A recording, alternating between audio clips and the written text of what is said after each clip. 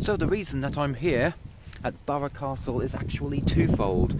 Reason one is because it's an historic site. We have a Roman fort. The remains of it are worth seeing. It's historic, it's ancient, there's not much of it left, but that's what I'm going to have a look at today. And also just beyond the fort is a nature reserve full of wonderful wild birds, migratory birds, and wonderful views of the countryside. So let's go and have a look. We are a bit isolated here. There are no immediate roads in the area, just country lanes, dirt tracks. So we have to walk across this open field. And I'm not sure if I should have went that way or that way, but time will tell. That's the village church of Burgh Castle.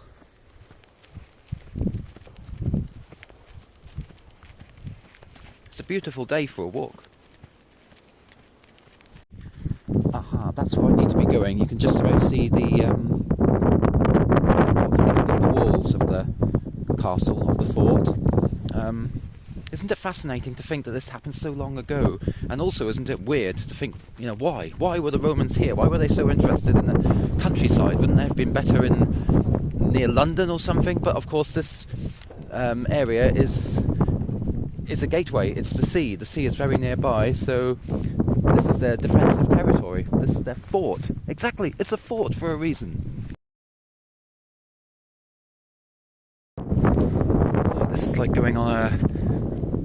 Even though it's Roman, it's like going on a medieval kind of dungeon crawl. I love it. Who knows what's up here? I don't.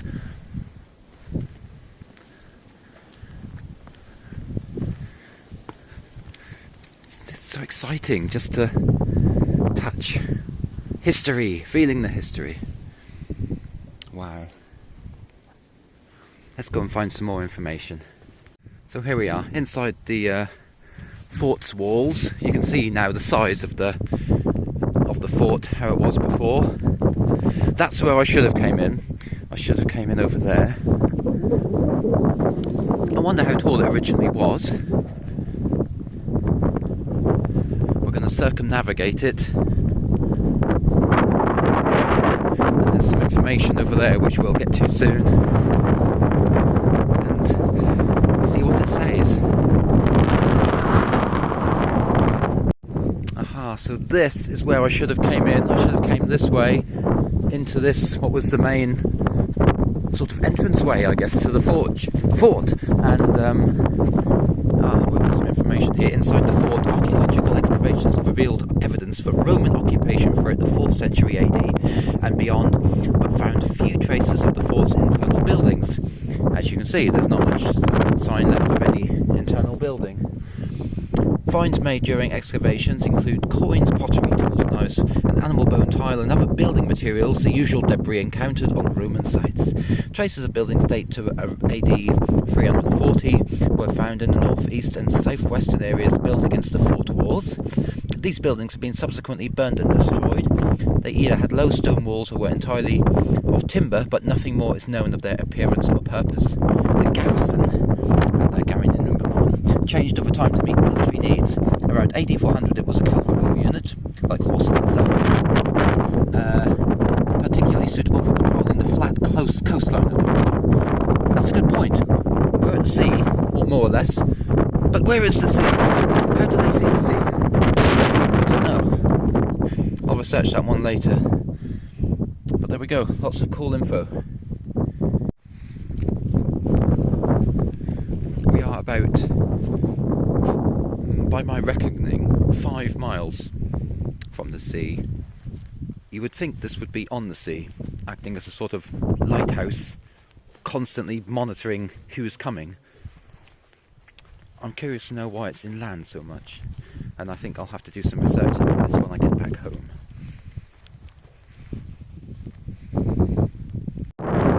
There's views of a countryside, endless waterways, and over here we have a lighthouse, a windmill, sorry, not a lighthouse, an old pub. Let me get that right.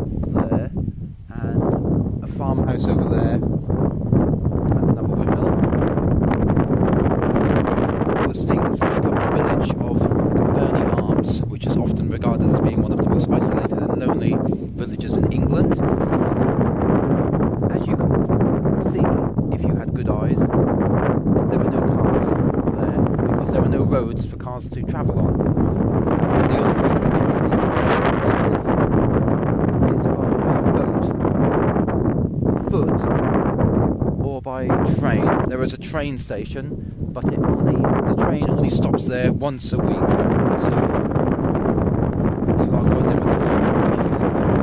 It must be difficult to do your shopping. Here we go, we can zoom in a bit here.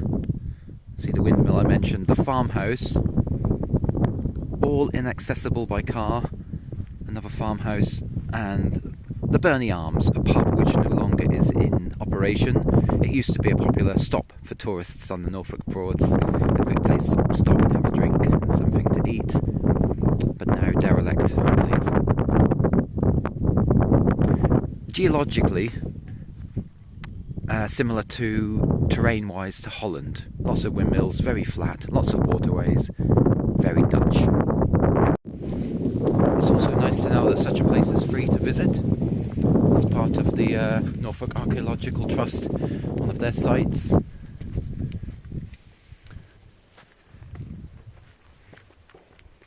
Two for the price of one, I say. History, countryside. What's better than that? Another nice viewing station here. I can't go down there, by the way. It's inaccessible, impassable. It's just marshland. But somewhere down there is a man-made wooden path, which I was close to a little while ago. So you can go walking for miles if you wish. Let's look at some of the animals which can be found here. There's some information here about the times, from the Roman times up to the medieval period, and some of the animals that you can find here include water voles, owls, reed warblers, otters naturally, avocets, one of my favourite wading birds, very unmistakable for its upturned bill, as it says. Even common seals come in from the sea here, apparently, and grey seals. I can see from here, you won't be able to unless I zoom in. Aha! Some geese resting on the little island in the middle. Common barnacle geese, I think they are. Marsh harriers, maybe even pink-footed goose, who knows. And a wide variety of ducks, kingfishers, and a comma butterfly, of course. Thank you for joining me on the ramble. I've done a few kilometres. It was nice. Haven't been here for a very, very long time. Beautiful place. Recommended for anybody in the area.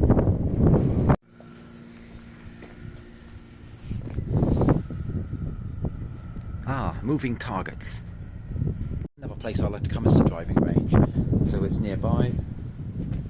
Bought some of my clubs, don't need many. Got my bucket of balls.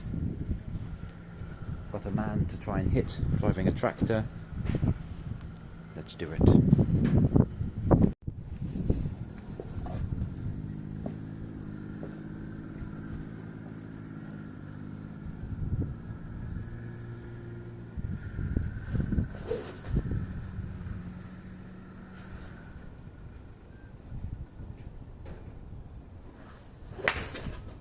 Rubbish!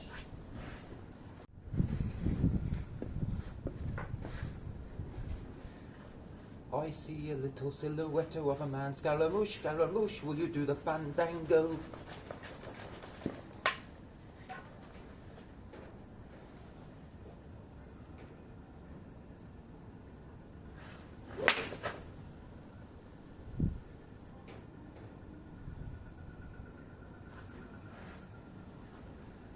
$150 yards, I'd say.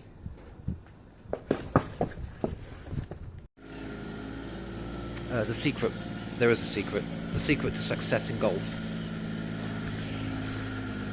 is to always keep your eye on the ball.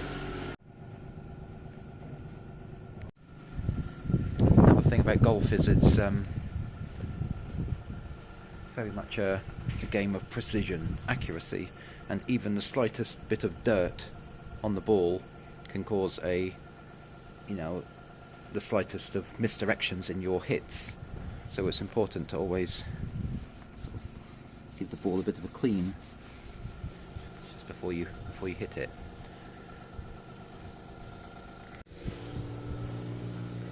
People sometimes ask me, why do you like golf so much? And my answer to that is, I don't. I would play football, but you have to have friends to play with to do that. It's beautiful, you know? The green grass, blue sky and the white clouds, and my balls.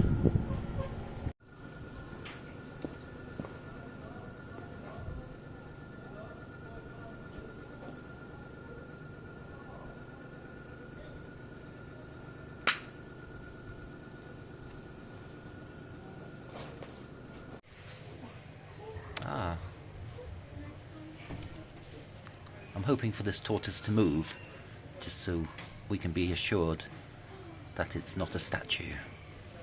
Do you move, tortoise?